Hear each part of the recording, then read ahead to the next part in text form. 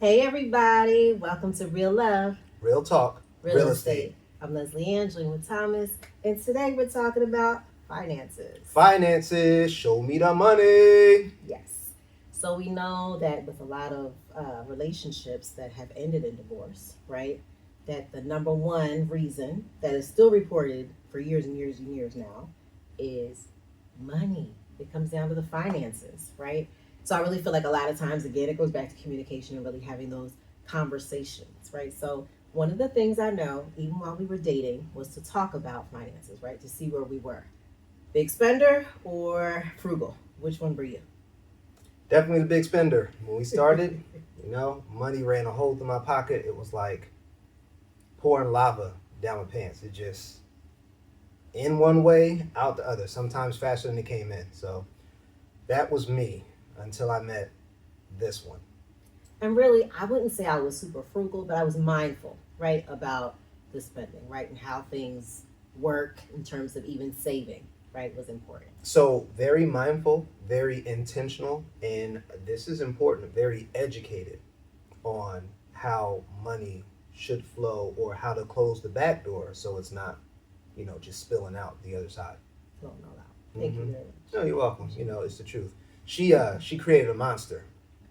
I did. Because Created you a remember the beast. point where you started, you're like, okay, I'm going to change some things up. And Mm-hmm. then there was a point before that, though, Mm-hmm. where you had bought me a lot of stuff. Mm-hmm. Christmas or birthday or something. Mm-hmm. He Christmas. bought a lot of stuff, y'all. Mm-hmm. And what I say? Well, first of all, listen, I was going. Yeah, I named it all. But Listen, anyhow, I was look boots, the shoes, yeah, clothes. It was a lot. the Coach bag. It was a lot. But what did I say? Well, after all that work, this chick gonna tell me. First of all, she asked me what I got her for Christmas. Who does that? Why are you asking me? Mind your business, right? It doesn't matter. And then I finally broke down. I told her I got you. No. She's like, take it all back. And All I'm of it. like, Take it all back. what? She's like, take it all back. And so, honestly, I got offended. I was mad because that's one of the ways that I show my love, my affection. Even growing up, that's one of the ways that my family. That was one of our things. And so for her to say, take it all back, I'm like, forget you too, that kind of thing. But it was um, uh, the correction, if you will, the teaching, if you will, finally sank in. And so when it did, I am going to spend nothing. Right. So it wasn't a rejection for you. It was mainly a thing of course correcting, right? What happened? And then what happened next year? Yeah, so fast forward, then the next year was like Christmas came around and I got like a book and a pair of shoes. And I was like, oh, where's everything else? You know? Back at the store where you told me to take it. So Back at the store. That was interesting because he went from like way doing a lot to going 365 to days like ago. way, Mhm. not a whole lot. And of course, not materialistic, right? It's all good. It's all about the love. But it was like, whoa, two things?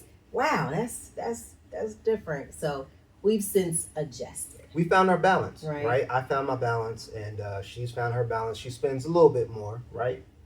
Within reason. I Within guess. reason, of course, within Yeah. reason. So we found our balance. So within a relationship, that communication up front, and also finding your balance, what works for both of you. For example, there are a lot of people that talk about, what kind of accounts you're going to hold, right? Joint account versus individual account. Yep. So I think it's great to know whether we've tried both, right? We've done Mhm. both. We found a system that works for us, right? But if you do joint, If you do. if you do joint, right? Put everything together and then you pay out from there. That works, as well as having individual accounts and divvying it up however you see fit, right? So you might say all of our joint gets paid, or all of our joint bills gets paid from our joint account, right? So Mhm. like household, utilities, that type of thing. But individually, we do our own thing too, right? So it's up to you really what works, but ultimately, Thomas, it really comes back down to conversation. Right? Conversation. Having that conversation to say like, this is how we want to do it. This is how we're planning to do things, and really not hiding stuff, y'all. Like Yeah, if you that's huge. make purchases on the side, it's one thing if you have your own account and like your own money, and that's your agreement, right? You do your own thing. It's all good. It's another thing when it's I'm trying to hide this and the bill's gonna come later and we're gonna be trying to figure out how to pay for this. You be hiding money? No. You be hiding? What you be paying for? Okay. What you be buying?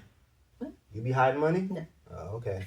I got to check. You know, you have to have these conversations more than once, right? It's different when you're dating, having that conversation, than when you actually come together and say, okay, well, we're going to get married. We're going to start a family. We're going to be in a serious relationship, right? We're going to do this thing together. Here's the big part.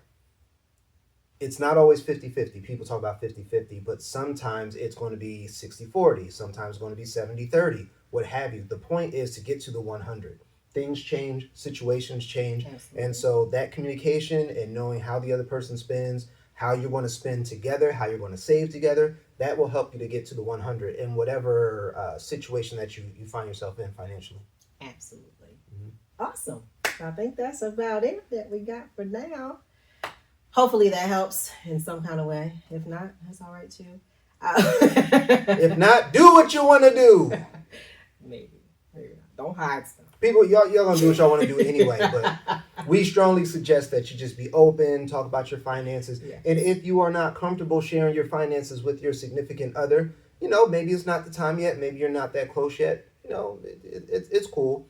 But at a certain point, when you want to get serious and when you want to bring your time, your spaces, your places together, finances come with it. Yes. So helpful to talk even before you get married, but if not, when you get married, now's a good time. It's all good. Like, start today. Start today. Hey. All right. Well, thanks for joining us on Real Love, Real Talk, Real Estate. Uh-oh. Bye, y'all. Oh, you forgot to say it. My bad. Oh my gosh. So it's you this week. Yeah, it's me. Real Love, Real Talk, Real Estate. Bye, y'all.